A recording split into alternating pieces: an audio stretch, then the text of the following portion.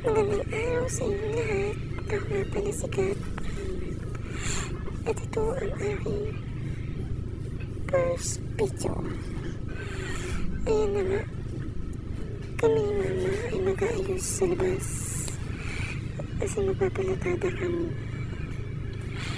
At ayan, hinakot ko na yung mga lupa dyan, yung mga buhangin. At yung graba, magkahalo na sila. Kasi natira lang namin yan nung ginawa yung bahay namin dati. Bumili ako kanina ng simento. Kasi binuksan ni Mama yung simento. Kasi maglalagay na ako dun para mahalo na namin. Ayan, pinalagyan ko na nga siya. Siyempre, gamit ko pala. Si Mama, sinasabi nga dyan, magmas kami kasi maalika po. Ayan, hinahalo-halo ko na siya. Sabi niya dyan, mali naman yung ginagawa mo, hindi naman ganyan. Ayan, ginagawa niya sa akin yung pala at tinuro kung paano haluin. Kasi hindi naman talaga ako marunong na ganyan. Narurunong-runungan lang ako. Ayan, hinahalo-halo ko na.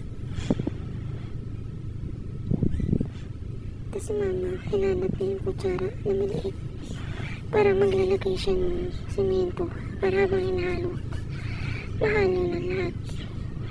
Ayan, sige, halo pa ng halo. Masakit-sakit pala sa braso. Kaya, shout out dun sa mga nagko-construction.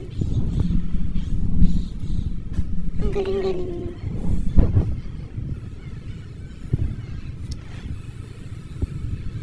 Nahalo-halo ko na. Nagagalit pa yung Mama ko dyan kasi kung makakayod ako sa ilalim, akala mo naman sanay na sanay. At ayan, hinahalo namin ang mabuting Mama. Kumuha na natin siya ng pala para mahalo na maayos.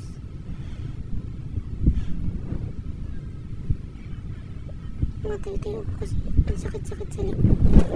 Nakangawit ang likod ko. Cute size lang kasi yung pala na gamit ko.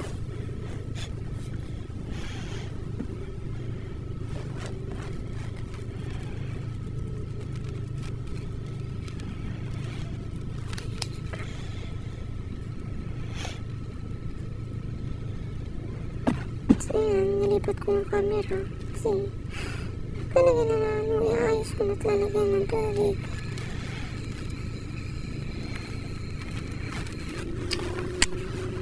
Diyan nga, magkakamali pa ako. Kasi napasubara yung paglagay ng tubig. Hindi ko alam, may butas palagay sa ilalim. Tumagas. Kaya minumusta ko pa kung paano yung paglalagay mamaya. Ayan na nga, namadali na ako dyan kasi yung tubig biglang lumabas.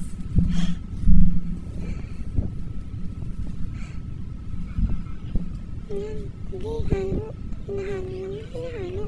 Parang halo-halo. Ang sarap-sarap naman.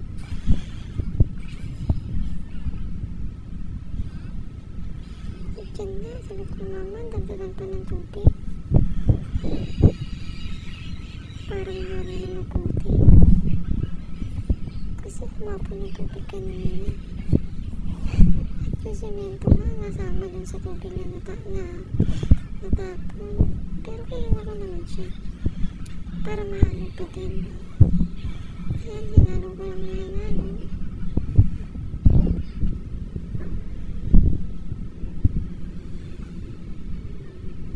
Para mag-ayos. Ayan, si Mama kumapa nga ng bakal. Sabi ko, huwag na lagyan. Kasi ayan siya naman. Kasi masakit na yung balakang ko. Halo-halo lang. Sabi ko, ako na, para mabilis. Yan, halo ko na ng hinalo. Ako inilagay. Sabi ko naman kay Mama, iayos na niya. Iplatada niya na. Nilagay ako ng tubig kasi hindi naman halo lahat. Unti-unti lang yung ginawa kong halo.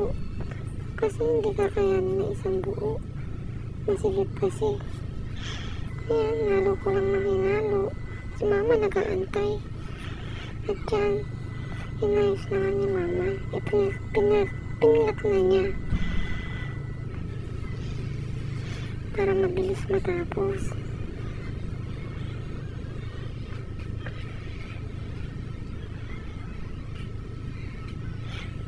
Inayos na niya na inayos. Kasama nga kung halo ng halo.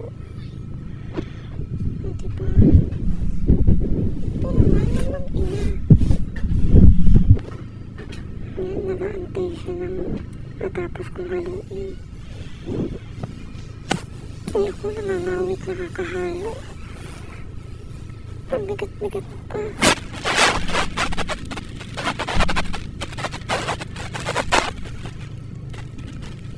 Tinatanong ko nga dyan kung alin yung susunod na lalagyan. Kasi natapos niya na i-plot yung kanina nilagyan ko.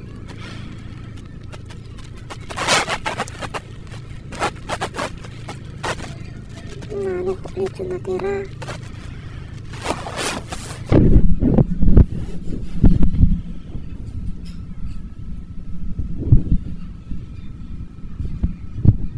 Naglalagay ako ulit.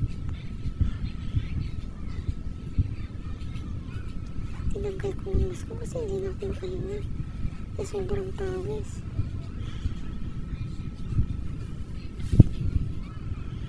At naglalakit na yung bago kasi puro ano na, simento na. Ayan, nahalo ako ng halo. Kinukuha ko yung mga tira sa gilid para mahalo mabuti. Kasi yan, kinuha ni mama yung ano, para siya na muna yung maghalo.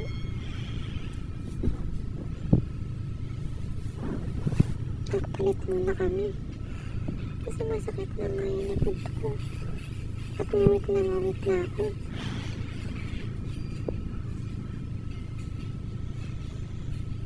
Ganyan kasi pag si mama, lahat na lang gagawin. Huwag tumagawain naman na ako. Siyempre, wala naman na ibang gagawa nito. Kaya kami na lang magtutulungan. Kasi wala naman na si Papa. At yan na nga. Ako naman ang nagkatada. Kaso, hindi daw ganun. Diba? Galitan ako eh. Mali daw kasi yung ginagawa ko. Kailangan daw iayos ang pagka-plot para magpantay. Siyempre, siguro, runungan.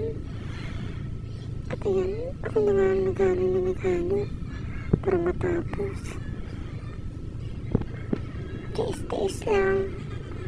Kailangan yun.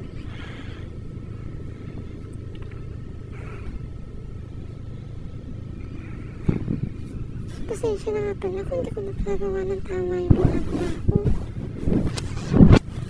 Hindi ko naman kasi alam kung paano talaga. Pero tinatry ko naman yung best ko. Ayan, inahawas ko na nga doon sa paglalagyan pa. Yung manahalo ko. Diyan na nga yung huling part na lalagyan. Malapit sa CR.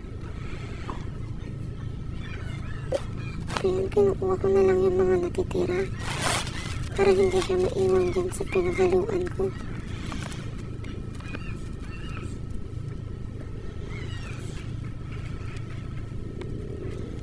Wala, nagpahinga muna kami saglit. O diba, labas ko yung tiyan ko.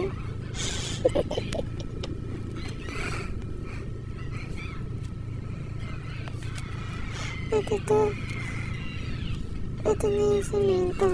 Maghalo ako ng semento para pang-plat dun sa mga part na may butas.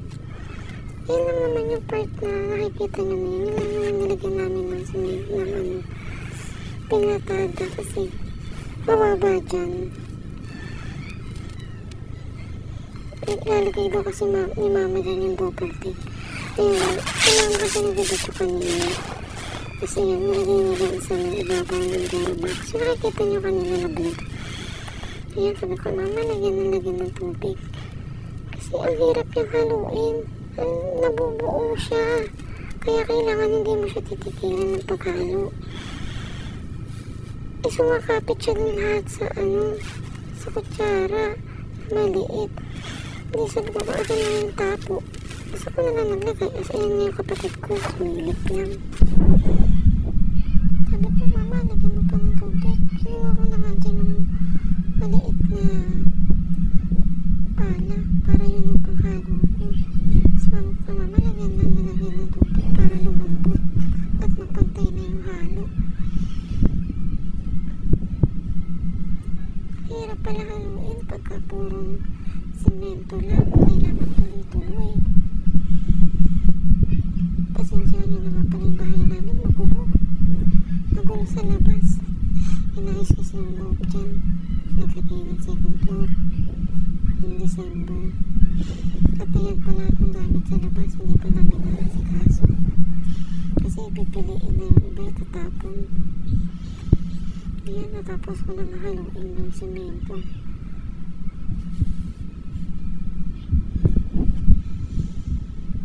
Yung pangplatada kasi doon ko maglalagay. Nilagyan ko lang ulit ng konting tubig kasi sabi ni mama kulang daw. Tsaka ko hinalo ulit. Nilagay ko na kay mama. Kasi siya ngayon nagpa-plato. Sa mga kilit-kilit.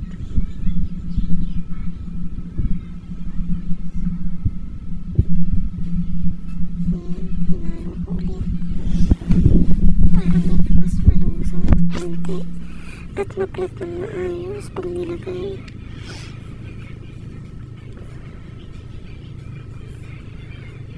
Hinalo ko lang ng hinalo.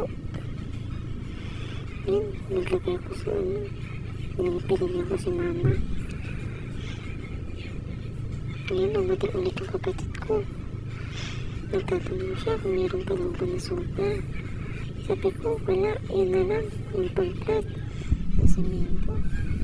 Sabi niya, yun daw huwag daw ganun. I-plat daw na maayos. Kasi, nililinis niya ilalagay niya ng semento. Kasi, pumapagsak pa yung motor niya doon. Kaya pinantay niya. Ayun na nga yung hindi inaasahan pangyayari. Nalaglag yung cellphone ko. May sa bagong platada. The end!